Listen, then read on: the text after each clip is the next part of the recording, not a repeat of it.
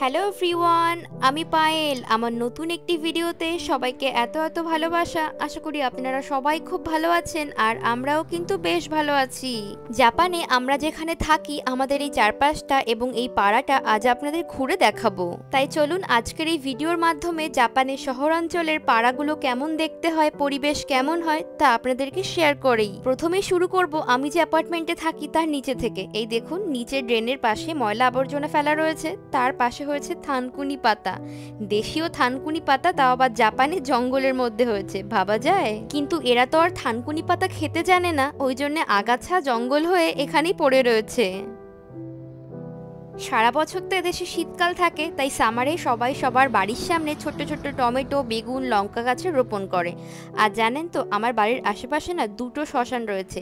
জাপানে কিন্তু লোকালয়ের মধ্যেখানি শ্মশান থাকে। আজকেও আপনাদের ওই শ্মশানের কাছ থেকে একবার ঘুরিয়ে আনবো, দেখাবো জাপানের শ্মশানগুলো কেমনভাবে লোকালয়ের মধ্যেখানে অবস্থিত। এটা হলো আমাদের বাড়ির সামনে চার রাস্তা বা চৌরাস্তার মোড় বলতে পারেন। সামনের এই সোজা রাস্তাটার নাম মেওসেনজি উকিমাদরি। এইখানে বেশ বড় একটা ক্লিনিক রয়েছে, ওই জন্য অনেক বয়স্ক লোকজন এখানে ডক্টর দেখাতে আসেন।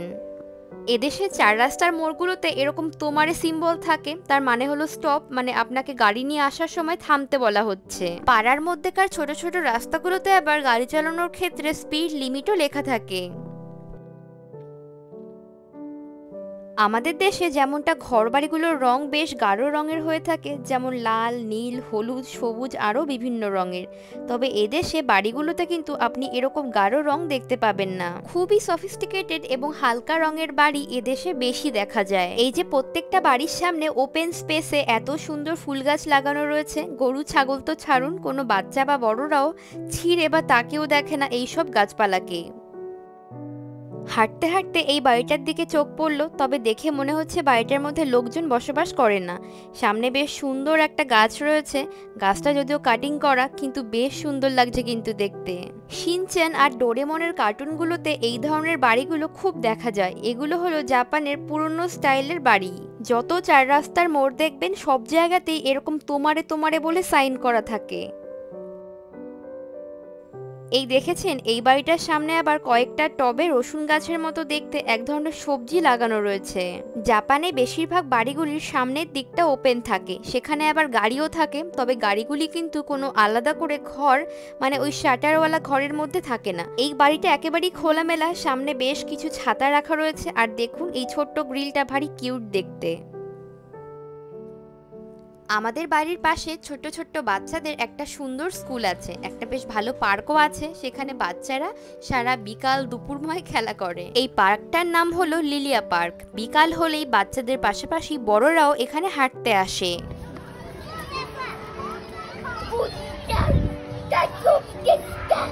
এই এত বড় পার্কখানাতে প্রচুর সাকুরা ফুলের গাছ রয়েছে। চেরি ফুলের মৌসুমে দূর থেকে তাকালে এই জায়গাটাকে পুরো গোলাপি দেখায়। এর পাশ দিয়ে আছে 4 লেন বিশিষ্ট রেল লাইন, তার ওপারে আছে কাওয়াগুচি রেল স্টেশন। এই পার্কটার বেশিরভাগ জায়গা জুড়েই রয়েছে ছোট্ট ছোট্ট জলাশয় আর বিভিন্ন ছোট বড় পাথরের টুকরো দিয়ে বানানো পথ বাচ্চাদের অ্যাক্টিভিটি করার জন্য।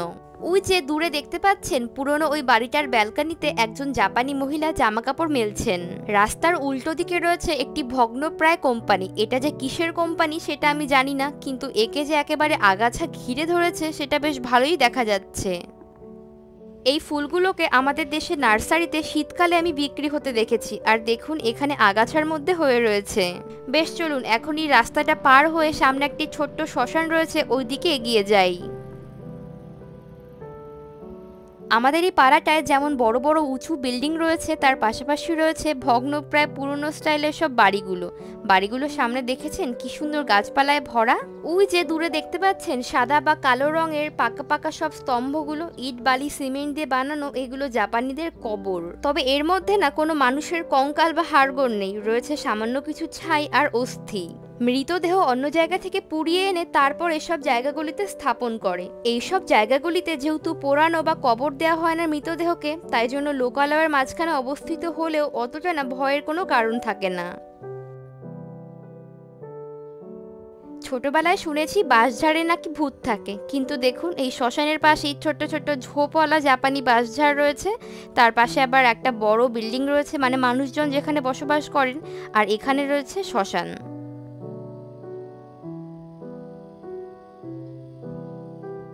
আর হ্যাঁ, জাপানে আপনি যেখানেই যান না কেন, সে গ্রাম শহর যাই হোক অথবা অলিগলি দক্ষিণ দুয়ারি, সব জায়গাতেই আপনি ভেন্ডিং মেশিন দেখতে পাবেন। কোনো সরকারি প্রপার্টি, পার্ক অথবা কোনো বড় অ্যাপার্টমেন্টের ব্যাকয়ার্ড ছাড়া এদেশে ইন্ডিভিজুয়াল বাড়িগুলোর আশেপাশে আপনি বড় কোনো গাছ দেখতে পাবেন না। আর জানেন তো, এদেশে এইরকম গাড়িগুলো যেহেতু ওপেন স্পেসে থাকে, সামনে সাধারণ একটা খুবই হালকা পাতলা গ্রিলের কলাপসেবল গেট থাকে। চুরি হওয়ার ভয় কিন্তু একেবারেই নেই। প্রত্যেকটা বাড়ির সামনে তো ডোর ক্যামেরা থাকেই, সেই সাথে সেন্সারওয়ালা লাইটও থাকে। যদি সন্ধ্যা হবার পর আপনি জায়গা দিয়ে হেঁটে যান, অটোমেটিকলি ওই বাড়িগুলোর দরজার যে লাইটগুলো সেগুলো না জ্বলে ওঠে। ভালো করে লক্ষ্য করলে দেখতে পাবেন এখানকার বেশিরভাগ বাড়িগুলোর গেটই কিন্তু খুব বেশি হার্ড গ্রিল বা লোহা বা খুব মজবুত কিছু দিয়ে তৈরি নয়, খুবই হালকা পাতলা, যেগুলো অনায়াসে এক ধাক্কা দিলেই ভেঙে যেতে পারে। কিন্তু তাও না, এদেশে তেমন কোনো চুরি বা চোর ডাকাতের ভয় নেই। হলুদ বোতামটা প্রেস করলাম, সিগন্যাল এলো। এখন চলুন রাস্তা পার হয়ে অ্যাপার্টমেন্টগুলোর ওই পেছন দিকটায় যাই।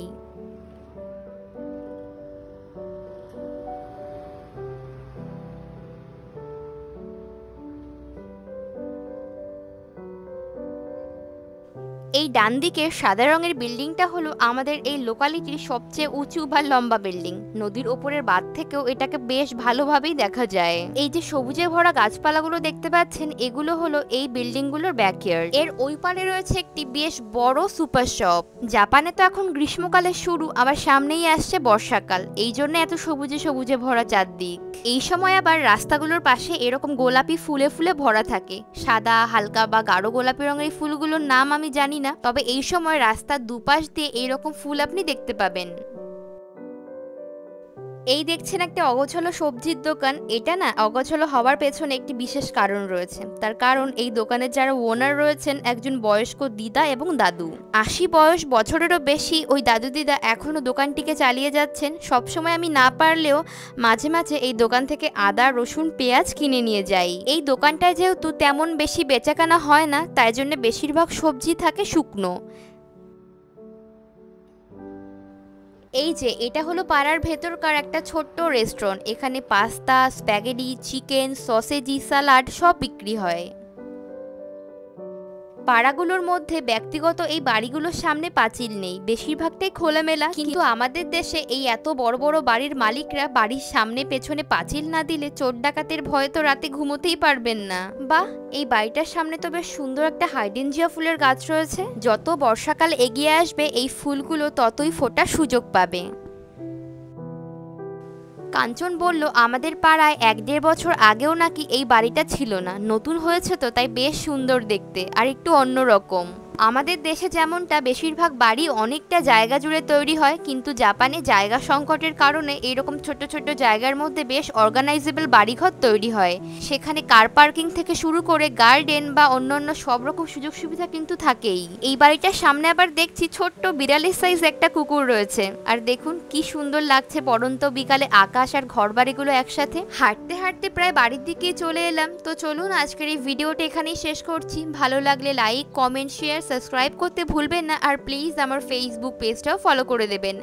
আবার দেখা হবে পরবর্তী ব্লগে। সবাই ভালো থাকবেন, সুস্থ থাকবেন। Tata, bye bye.